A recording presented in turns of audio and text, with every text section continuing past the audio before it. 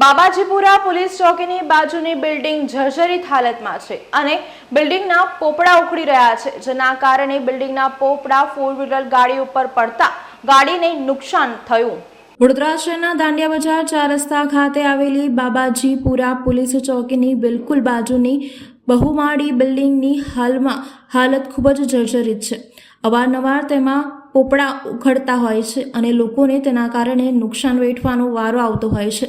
સોમવારે સમી સાંજે પોપડા પડવાના કારણે ફોર વ્હીલ ગાડીને વ્યાપક પ્રમાણમાં નુકસાન થયું હતું। આ ઘટના અંગે જાણ સામાજિક કાર્યકર અને કોંગ્રેસ અગ્રણી હસમુખ પરમારે ફાયર કંટ્રોલ રૂમમાં કરી હતી। દરમિયાન દાંડિયા બજાર ફાયર સ્ટેશનનો સ્ટાફ તાત્કાલિક સ્થળ ઉપર આવી પહોંચ્યો હતો, વિસ્તારને કાર્ડન કર્યો હતો। આ મામલે સામાજિક કાર્યકર અને કોંગ્રેસ અગ્રણી હસમુખ પરમારે એક ગંભીર આક્ષેપો અને સવાલો ઊભા કર્યા હતા।